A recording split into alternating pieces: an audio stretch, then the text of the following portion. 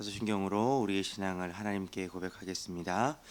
나는 전능하신 아버지 하나님 천지의 창조주를 믿습니다. 나는 그의 유일하신 아들 우리 주 예수 그리스도를 믿습니다.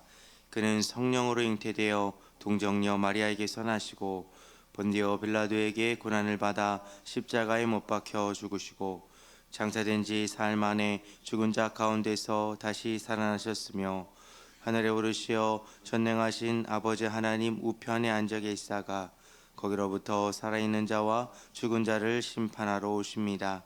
나는 성령을 믿으며 거룩한 공교회와 성도의 교제와 죄를 용서받는 것과 몸의 부활과 영생을 믿습니다. 아멘. 찬송가 456장입니다. 찬송가 456장 거친 세상에서 실패하거든. 찬송가 456장 거친 세상에서 실패하거든. 우리 하나님께 찬양 올려드립니다.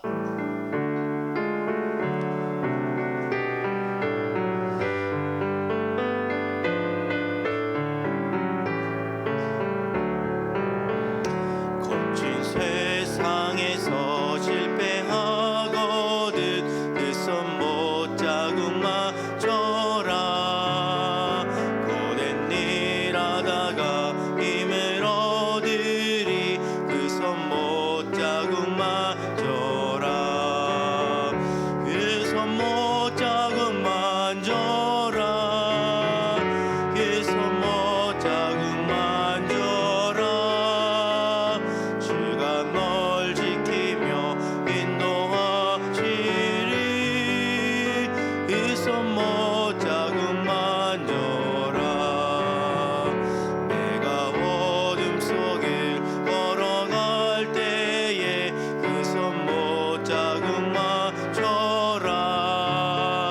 주가 참 평안을 내게 주리니 그 손 못 자국 맞춰라. 그 손 못 자국 맞춰라. 그 손 못 자국 맞춰라. 주가 널 지키며 인도하시리 그 손 못 자국 만져라. 내가 부활의 주 날아가려면 그 손 못 자국 맞춰라. 내가 주 안에서 길이 살리라 그 손 못 자국 만져라. 그 손 못 자국 만져라. 그 손 못 자국 만져라. 주가 널 지키며 인도하시리 그 손 못 자국 만져라. 너의 죄악의 짐 무거울 때에 그 손 못 자국 맞춰라. 마음 문 열고서 주를 모셔라. 그 손 못 자국 맞춰라. 그 손 못 자국 맞춰라. 그 손 못 자국 맞춰라.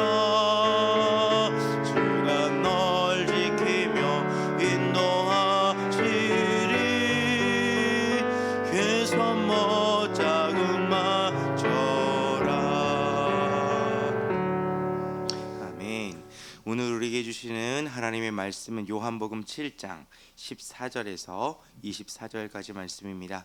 오늘 우리에게 주시는 하나님의 말씀은 요한복음 7장 14절에서 24절 말씀입니다. 저와 여러분이 한 절씩 교독하고 마지막 24절은 함께 읽도록 하겠습니다. 요한복음 7장 14절에서 24절까지 말씀입니다. 이미 명절의 중간이 되어 예수께서 성전에 올라가사 가르치시니 유대인들이 놀랍게 여겨 이르되 이 사람은 배우지 아니하였거늘 어떻게 그를 아느냐 하니 예수께서 대답하여 이르시되 내 교훈은 내 것이 아니요 나를 보내신 이의 것이니라. 사람이 하나님의 뜻을 행하려 하면 이 교훈이 하나님께로부터 왔는지 내가 스스로 말함인지 알리라. 스스로 말하는 자는 자기 영광만 구하되 보내신 이의 영광을 구하는 자는 참되니 그 속에 불의가 없느니라. 모세가 너희에게 율법을 주지 아니하였느냐? 너희 중에 율법을 지키는 자가 없도다. 너희가 어찌하여 나를 죽이려 하느냐? 불의가 대답하되 당신은 귀신이 들렸도다. 누가 당신을 죽이려 하나이까? 예수께서 대답하여 이르시되 내가 한 가지 일을 행하매 너희가 다 이로 말미암아 이상히 여기는도다. 모세가 너희에게 할례를 행했으니 그러나 할례는 모세에게서 난 것이 아니요 조상들에게서 난 것이라. 그러므로 너희가 안식일에도 사람에게 할례를 행하느니라. 모세의 율법을 범하지 아니하려고 사람이 안식일에도 할례를 받는 일이 있거든.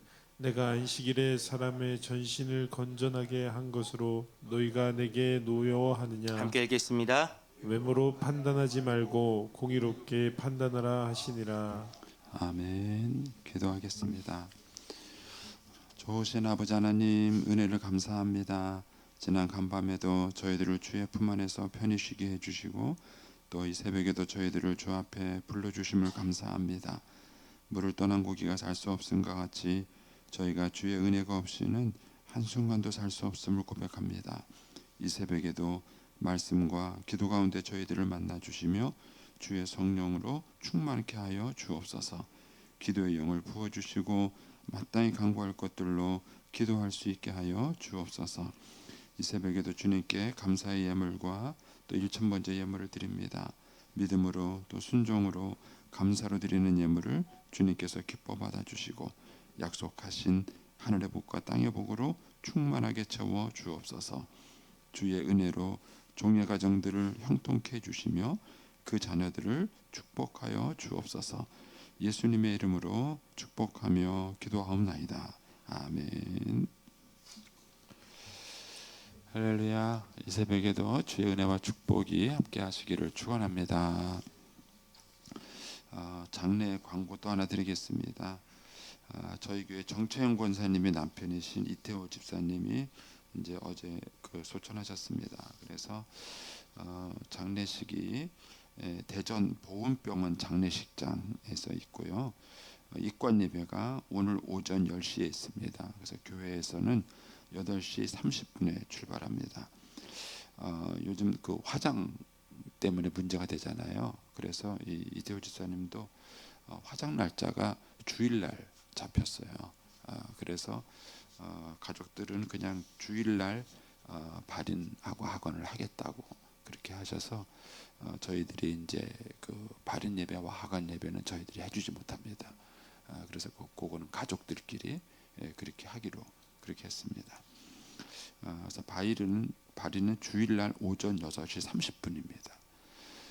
기관은 이태호 집사님은 집사님이 아니라 성도님인데 일남전도회고요.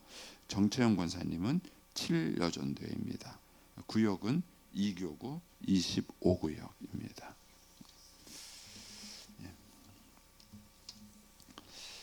오늘 이제 요한복음 7장 말씀 또 같이 보겠습니다. 이제 예수님에 대해서 많은 사람들이 이제 의혹을 가지고 있었죠. 거기 어제 봤던 말씀 가운데 12절 말씀 보시면 이제 예수님에 대해서 사람들이 이제 수군거리는 게 나오죠. 예수님이 좋은 사람이냐, 아니면 예수님이 무리를 미혹하는 사람이냐는 것이죠. 그래서 지금도 마찬가지죠. 지금도 이제 예수님을 정말 구주로 믿고 따르는 사람이 있는가 하면 그 예수님을 또 이제 구주로 믿지 않고 배척하는 사람들이 있는 것이죠. 여기에 대해서 예수님 스스로가 이제 자기를 논증하는 얘기가 이제 오늘 이 14절에서 이제 24절에 있는 내용의 말씀입니다. 먼저 14절 말씀 가서 보시면 이미 명절의 중간이 되어 이 명절은 초막절이죠. 이 초막절은 이제 일주일 동안 이제 이 명절이 진행이 됩니다.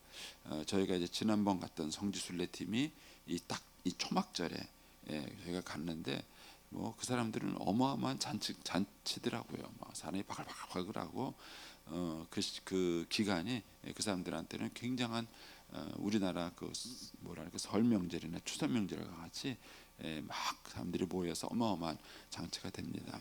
근데 이게 이제 일주일 동안 진행이 되는데 명절의 중간이다 그랬으니까 한 3일 정도까지는 예수님이 조용히 계신 거예요. 자기를 드러내지 않고 이제 형제들과 같이 올라오지도 않았잖아요. 조용히 올라오셔서 이제 3일 동안 조용히 이제 이 명절을 지내고 계셨던 것입니다. 3일 동안 뭐 하셨을까요? 뭐 상상에 맡기겠습니다. 그러나 다른 것보다 이 앞에 있는 내용처럼 사람들이 예수님에 대해서 막 수군거렸어요. 예수님이 좋은 사람이다. 어떤 사람들은 아니다. 예수님은 무리를 무역하는 사람이다. 이제 이런 예수님에 대한 갑론을박이 그 초막절 기간 내에 사람들한테 있었을 것이고 예수님이 그 얘기를 들으셨을 거예요. 그리고 이제 드디어 3일 만에 예수님이 침묵을 깨고 이제 사람들 앞에서 드러내놓고 이제 얘기를 하기 시작한 것입니다. 다시 14절 보시면 이미 명절의 중간이 되어 예수께서 성전에 올라가사 예루살렘 성전이 있는 이제 그곳에 올라가셔서 이제 예수님이 거기서 가르치셨다. 이제 그들에게 설교를 하신 것이죠. 그런데 15절에 보면은 이 설교를 듣고 유대인들이 놀랐어요. 우리식으로 말하면은 은혜를 받은 거예요. 설교를 듣고 뭔가 충격을 받고 은혜는 받은 것입니다. 그런데 믿기는 어려운 거예요. 여러분, 이게 인간이 가지고 있는 모습이에요. 인간들이 뭘 믿고 받아들인다는 게 그렇게 쉬운 작업이 아닙니다. 그러니까는 예수님의 설교를 듣고 유대인들의 반응이 뭐냐면 놀랍게 여겼다. 예수님의 설교를 듣고 놀랍게 여겼어요. 근데도 예수님을 쉽게 받아들이지 못했습니다. 그 이유가 뭐였냐면은 거기 나오죠. 이 사람은 배우지 아니하였거늘 어떻게 그를 아느냐. 이 놀란 거예요. 이 사람이 배우지 아니하였거늘. 여러분들은 사람들을 판단할 때 뭘로 판단하시나요? 요즘 우리 한국 교회에서는 이제 목사님들을 청빙할 때 이제 이력서를 보죠. 그 이력서라는 게 기본적으로는 중요하죠. 거기에 이제 그 사람의 행적이 쫙 나타나 있으니까 이 사람이 이렇게 했구나 이렇게 했구나 이런 어떤 행적을 볼 수 있는 그런 기본적인 아니기 때문에 그게 굉장히 중요합니다. 그런데 이력서만 보고 사람을 알 수 있을까요? 어떻게 생각하십니까? 요즘 회사에서도 그 인사과에 있는 분들의 고민이 그거예요. 직원들을 채용하는데 그런 뭐 이력서, 자기소개서, 소위 말하는 세상적인 스펙이 쫙 깔려 있는데 그것만 보고 사람을 탁 고를 수 있으면 얼마나 좋겠어요. 근데 인사과에 있는 직원들의 고민은 그거예요. 그것만 보고 사람을 고르기가 쉽지 않은 거예요. 그러니까 또 이제 면접을 하죠. 면접을 하면서 사람들에게 또 질문도 해보고 그러는 거예요. 그런데 그렇게 면접을 하고 질문을 했어도 그 좋은 사람 고른다는 게 그게 참 쉽지 않습니다. 한때 이제 몇 년 좀 된 이야기지만 우리나라 대기업에서 이제 그 직원들을 고를 때 외국에 유학 갔다 오고 스펙이 좋은 사람들을 위주로 이렇게 뽑았었어요. 그런 사람들 또 이제 입사하려는 사람들도 이제 그런 걸 아니까 거기에 대한 스펙을 쌓기 위해서 이제 그런 외국에도 갔다 오고 공부도 하고 이제 그런 사람들을 골랐죠. 그래서 유능한 사람들을 뽑았는데 뭐가 문제가 되냐면 이 유능한 사람들이 다른 사람들과 어울리질 않는 거예요. 일을 팀으로 할 줄 모르는 거예요. 그러니까 결과적으로 똑똑은 한데 결과물이 안 좋은 거예요.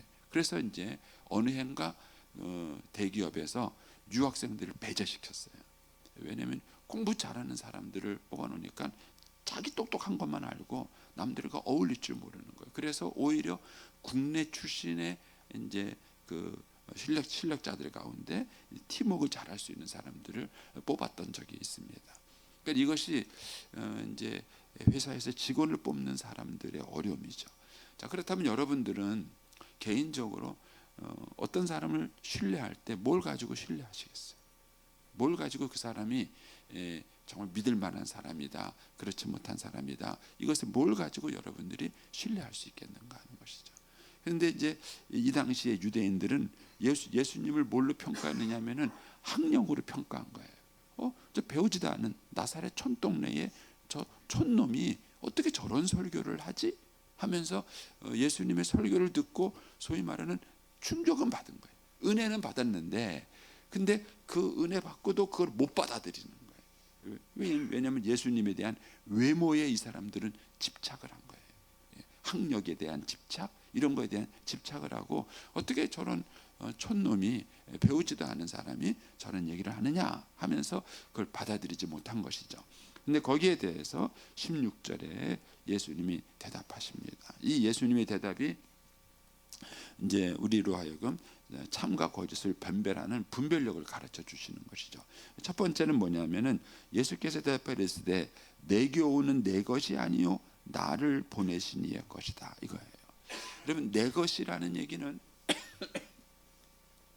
내 것이라는 얘기는 그 사람이 노력하고 공부해서 쟁취해서 얻은 거예요. 박사학위라는 얘기는 뭐냐면 어느 한 분야에 대해서 그 사람이 친밀하게 연구해서 그 연구한 결과물로 그 사람에게 인정해 주는 거예요. 아, 요 분야에 대해서는 당신이 권위자다라고 인정해 주는 거예요. 그리고 박사학위를 심사하는 사람들은 그 권위를 가지고 심사를 하는 거예요. 그 권위를 가지고 심사해서 그것 가지고 자기의 이름을 걸고 그 사람한테 박사학위를 주는 것입니다. 그러니까는 세상에서는 내가 노력해서 내가 수고해서 내가 얻은 결과물이에요. 그것을 가지고 얘기하는 것이죠. 그런데 예수님 뭐라 그러냐면 내 가르침은 내가 공부해서 얻은 거 아니야, 내가 인생을 살아서 얻은 거 아니야, 이렇게 말씀하시는 거예요. 내 가르침은 아버지께 온 것이야. 여러분, 세상의 지식 가운데는 배워서 아는 지식도 있지만 소위 말하는 계시, 하나님에 의해서 주어져서 아는 지식이 있는 거예요. 그런데 이것을 여러분들이 이제 균형을 잘 잡으셔야 됩니다. 이것이 요즘 사회는 너무 맹목적이에요. 지난번에 무슨 하여튼 사건 때문에 유명한 무당 얘기 나왔죠. 그 무당이 뭐 이렇게 한다면 익산인가 어디에 있다 그러던데 뭐 그래가지고 신문에 보니까는 뭐 난리도 아니에요. 뭐 그 사람이 용하다 그래서 그 뭐 어린냐 뭐라던데 하여튼 뭐 무슨 처녀 영이 임하고 무슨 어린 영이 임하고 뭐 그러잖아요, 무당들. 그러면 이제 사람들이 거기 가서 그냥 막 그 얘기를 해요. 그러면 그 사람이 배운 얘기를 할까요? 그 무당이? 이제 그 무당이 하는 얘기는 소위 말하는 계시받은 얘기를 해주는 것이죠. 물론 우리가 볼 때는 근거 없는 얘기지만 그 계시받은 얘기를 해주는 걸 보고 어떤 몇몇 사람들이 근거 있는 얘기보다도 그 얘기를 더 신봉하고 권위 있게 가는 것입니다. 그래서 이제 세상에는 이 두 가지 지식이 있는 거예요. 우리가 노력하고 수고해서 얻는 그런 이제 소위 말하는 객관적 지식이 있는 것이고요. 또 하나는 계시로 아는 지식이 있습니다. 계시라는. 근데 이 두 가지 사이에서 적당한 균형을 잡는 것이 건강한 신학이에요. 그래서 이제 저 같은 목회자는 그 훈련을 받은 사람이에요. 물론 이제 목회자들이 잘해주면 좋은데 이런 이제 건강한 이제 어떤 학문적인 노력과 그 다음에 동시에 이 하나님이 주시는 그런 어떤 계시의 이런 것 사이에서 어떻게 이제 건강한 균형을 잡느냐, 이것이 이제 건강한 신학을 결정하는 것입니다. 어쨌든 진정한 지식 가운데는 인간이 배워서 아는 것도 있지만 성령의 감동과 계시로 아는 말씀이 있습니다. 그 성령의 감동과 계시로 기록된 책이 바로 성경이에요. 성경. 그래서 인간이 학문적으로 아는 지식과 성경의 계시로 주어진 이 지식 가운데 차이가 있습니다. 이것을 저와 여러분이 건강하게 균형 있게 하셔야 됩니다. 특별히 여러분들이 이 하나님의 말씀인 이 성경의 권위를 인정하고 이 말씀을 깊이 묵상하면서 이 말씀에서 얻는 지혜를 여러분들이 받아들이는 것입니다. 이것이 굉장히 중요해요.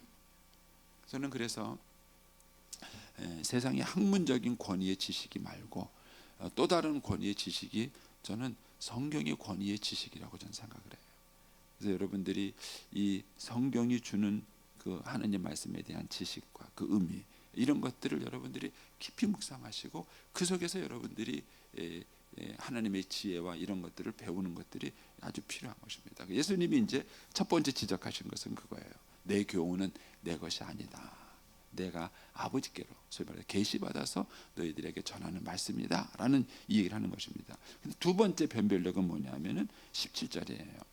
사람이 하나님의 뜻을 행하려 하면 이 교훈이 하나님께로부터 왔는지 내가 스스로 말함인지 알리라 하는 거예요. 우리가 이제 어떤 사람이 한 얘기가 진실인지 아닌지, 거짓인지 참인지를 변별하는 기준이 의외로 외부에 있지 않고 내부에 있다는 거예요. 여러분, 사람들은요 생각보다 마음이 부패했어요. 그래서 듣고 싶은 얘기만 들어요. 자기가 찾고 싶은 얘기가 있습니다. 성경에서도 뭐라 그러면 말세가 되면은 사람이 귀가 가려워서 자기에게 거짓 교훈을 하는 얘기를 찾는다, 이런 얘기예요. 근데 우리의 마음이 삐뚤어지면 삐뚤어진 얘기를 받게 되는 겁니다. 여러분, 이단에 빠진 사람들의 공통점 중에 하나가 뭐냐면은 가정이 건강하지 않다는 거예요. 제가 오랫동안 목회하면서 이 부분에 대한 고민이 참 많았어요. 늘 말씀드리지만은 새신자, 초신자들이 이단에 빠집니까? 잘 안 빠져요. 또 날라리 신자들 이단에 빠집니까? 오히려 이단에 안 빠져요. 교회에 열심히 있는 사람들 가운데 이단에 빠지는 사람들이, 이게 저한테 늘 수수께끼였어요. 왜 그럴까? 그런데 그 이유를 이제 알게 된 거예요. 여러분, 이단에 빠진 사람들의 공통점이 뭐냐면은 가정 생활이 이렇게 건강하지 않았어요. 가정 생활이 건강하지 않았어요. 여러분, 가정이 건강하지 않다는 얘기는 그 사람의 마음의 상태나 사고 구조가 건강하지 않다는 거예요. 이런 사람들이 쉽게 잘못된 가르침에 노출이 되고 유혹을 받아요. 오늘 본문에 있는 말씀대로 한다면은 사람이 하나님의 뜻을 행하려 하면 그의 마음속에 정말 하나님을 사랑하고 진리를 찾고 싶고 그리고 하나님의 뜻대로 살고 싶은 이런 열정이 있는 사람이라면 말씀을 듣고 변별력이 생긴다는 거예요. 근데 사람들이 의외로 거짓에 빠지는 이유는 뭐냐면 인간이 가지고 있는 욕심이 있어요. 자기 안에 욕심과 그 다음에 그릇된 열정과 이런 것들이 있는데 그것이 오히려 잘못된 내용을 듣고 거기에 반응하게 만든다는 겁니다. 그래서 예수님이 지금 이제 두 번째 말하는 것은 뭐냐면 너희들이 정말 하나님의 뜻대로 살려는 마음이 있다면 내 얘기를 듣고 이 내 얘기가 정말 하나님의 뜻이 합당한 얘기인지 그렇지 않은지를 변별할 수 있다는 거예요. 변별력. 그런데 너희들의 마음이 이미 삐뚤어져 있기 때문에 내가 하나님 말을 얘기해도 너희가 내 얘기를 받아들이지 않는다, 이 얘기를 주님이 하시는 것입니다. 그래서 여러분들이 이런 고민을 많이 하셔야 돼요. 특히 이제 제가 그런 말씀 많이 드리지만 부부 사이에 갈등이 있으면 우리는 습관적으로 상대방의 원인이 있다고 생각해요. 근데 일단 내 마음을 돌아보세요. 내 마음은 깨끗한가? 내 마음은 편안한가? 내 마음은 정말 안정되어 있는가? 이거예요. 그래야 상대방하고 대화를 할 때 그 대화가 되는 거예요. 상대방의 얘기가 무슨 의도로 이런 얘기를 하는지 그 얘기를 제대로 이해하고 받고 주거니 받거니 하면서 얘기가 창의적으로 이해가 되는 거예요. 그런데 삐뚤어지는 거예요. 시자가 들어가는 건 시금치도 먹지 말아야 된다. 이런 선입관념을 딱 갖고 나면은 벌써 시댁 식구가 무슨 얘기하는 게 삐딱하게 들리는 거예요. 마음이 삐딱하게 들리는 거예요. 며느리는 믿을 것들이 못 된다. 뭐 이렇게 하는 선입관념을 가지고 있으면 무슨 얘기를 하든 그것을 삐딱하게 듣는 거예요. 그러니까는 왜 며느리 얘기를 듣는 것과 딸 얘기를 듣는 게 달라요? 똑같은 얘기를 듣는데 며느리가 하는 얘기면은 삐딱하게 듣고 딸이 얘기를 하면은 그 얘기를 막천적으로 받아들여주고 그러는 거예요. 이런 선입관념들이 인간 안에 있는 거예요. 이것이 상대방의 얘기를 왜곡되게 듣게 만드는 것이죠.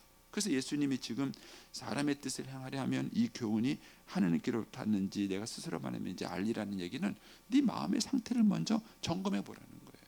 정말 네가 하느님의 뜻대로 살 마음이 있느냐? 그러면 내 얘기를 듣고 네가 올바르게 변별할 거라는 거예요. 그런데 이미 유대인의 마음속에는 자기 욕심과 야망이 있는 것이지 하나님의 뜻대로 살려는 순수한 마음이 없어요. 그러니까 예수님 말을 듣고도 삐딱하게 받아들이는 거예요. 그거를 이해하지 못하는 것이죠. 그 다음에 이제 세 번째 변별이 뭐냐면은 18절이죠. 스스로 말하는 자는 자기 영광만 구하되 보내신 이의 영광을 구한 자는 참되니 그 속에 불의가 없느니라. 그러니까 세 번째는 그 사람이 그 가르침과 얘기를 하는 목적이 뭐냐는 거예요. 자기의 영광, 자기의 욕심을 위한 것인가? 아니면 정말 하나님의 영광을 위한 것. 그러니까 뭐 대표적인 게 정치인들 아닙니까? 정치인들은 꼭 하면 국민이에요. 그 사람들 다 국민을 위한 거예요. 근데 우리는 아무리 봐도 국민을 위한 것 같지는 않아요. 그러니까는 이 사람들이 스스로 자기 영광을 구하는 것인지 정말 하나님의 영광을 구하는지 이게 그 사람의 교훈을 판단하는 기준이라는 것이죠. 그 사람이 그런 가르침과 그 목적을 통해서 이루고자 하는 게 대체 뭐냐, 정말 하나님의 뜻을 이루고 하고 하나님의 나라와 영광을 이루고자 하고서 그런 걸 요구하는 것이냐, 아니면 자기의 그런 영광, 자기의 욕심과 야망을 이루기 위해서 그걸 하는 것이냐, 이것을 분별해 보라는 것입니다. 그래서 이 세 가지가 어떤 얘기가 참 메시지인지 거짓 메시지인지를 구별하는 기준이다라고 이제 주님께서 얘기를 하는 것입니다. 그러면서 이제 19절에 이렇게 말씀하십니다. 모세가 너희에게 율법을 주지 아니하였느냐? 근데 너희 중에서 율법을 지키는 자가 없도다. 이게 그 얘기죠. 하나님의 뜻을 행하려는 의지가 있느냐? 뭐 이런 건데 예수님이 볼 때는 없는 거예요. 너희가 율법을 모세가 율법을 줬는데 뭐가 너희가 율법을 지키지 않는 자가 없다. 이렇게 얘기를 하는 겁니다. 그러니까는 사람들은 이제 그걸 부정하는 겁니다. 율법을 지키는 자가 없다 이렇게 말하면서 너희가 어찌하여 나를 죽이려 하느냐. 그러니까는 무리가 뭐라 그러냐면은 당신은 귀신 들렸다. 누가 당신을 죽이려고 하느냐. 그러나 실제로 죽이려고 해요. 25절을 가서 한번 보시겠습니까? 내일 묵상할 말씀이지만 25절에 보면은 예루살렘 중에 어떤 사람들이 말하되 이는 그들이 죽이고자 하는 그 사람이 아니냐. 이미 사람들은 다 알고 있어요. 바리새인과 사두개인들이 예수님을 죽이려고 혈안되어 있다는 것을 사람들이 다 알고 있는 거예요. 근데도 예수님이 너희들이 나를 죽이려고 하느냐 이렇게 말을 하니까 우리가 언제 죽이려고 했느냐 하면 사람들이 이제 발뺌을 하는 것이죠. 이런 모습들이 벌써 이들은 모세의 율법을 지키지 않는 사람이라는 것이죠. 그래서 예수님이 이제 그 얘기를 하면서 이제 21절에 가서 그 얘기를 하십니다. 예수께서 대답하여 이르시되 내가 한 가지 일을 행하매 이게 너희들에게 걸림돌이 된 거예요. 이것 때문에 사람들이 예수님을 자꾸 배척하는데 이 한 가지 일이 뭐냐? 우리가 5장에서 봤던 38년 된 병자를 고친 사건이에요. 그게 이제 지난번 명절에 오셨을 때에 예수님이 하신 거예요. 그런데 그 병자를 언제 고쳤냐면은 안식일 날 고친 거예요. 이것 때문에 이제 그들이 계속 문제가 된 거예요. 어떻게 안식일 날 일할 수 있느냐? 그 안식일 날 병자를 고친 걸 보니까 예수님은 참 선지자가 아니다. 이게 이제 예수님을 배척하는 사람들의 논리예요. 이제 그 얘기를 지금 하는 겁니다. 21절 보시면은 예수께서 대답하여 이르시되 내가 한 가지 일을 행하매 너희가 이것 때문에 나를 다 이상히 여기는도다. 자, 23절로 가보면은 얘기하시죠. 모세의 율법을 범하지 아니하려고 사람이 안식일에도 할례 받는 이 있거든 내가 안식일에 사람을 전신케 건전한 것으로 너희가 내게 노여워하느냐 그거예요. 그러니까 요 한 가지 일이 예수님이 안식일 날 일한 것 때문에 생긴 겁니다. 그리고 이 한 가지 일 때문에 이 유대인들이 걸림돌이 된 것입니다. 그래서 저와 여러분이 이렇게 인생 살다가 부딪히는 것이 있어요. 뭐 예를 들어서 뭐 부부 사이에도 부딪히는 게 있다 보면은요 10가지를 다 부딪히는 게 아니에요. 당연히 한 가지가 내가 못 받아들이는 게 있는 거예요. 그 한 가지를 내가 용납하지 못해. 그래서 그 한 가지 때문에 다른 거를 다 부정하는 거예요. 다른 걸 다 부정. 그러니까 유대인들은 지금 예수님이 안식일에 이 병자를 고친 사건을 이해를 못 해가지고 예수님을 배척하는 이런 일이 벌어진 건데 여기에 대해서 예수님이 22절에 이렇게 설명을 하십니다. 그들이 안식일에도 일하는 예를 들어준 거예요. 주님이 22절에 모세가 너희에게 할례를 명했습니다. 사실은 이제 아브라함 때부터 생긴 할례 의식인데 어쨌든 모세도 이 할례를 명했어요. 그러니까 그러므로 너희가 안식일에도 사람에게 할례를 행한다. 일하지 않느냐는 거죠. 안식일에 너희가 아무것도 안 하는 게 아니라 하는 너희가 율법을 지키기 위해서 너희들도 일하는 모습이 있지 않냐는 것이죠. 그런데 그거는 괜찮은데 왜 이거는 문제가 된다고 말을 하느냐 하는 것입니다. 그러면서 이제 주님이 24절에 외모로 판단하지 말고 공의롭게 판단하라 이런 얘기를 하십니다.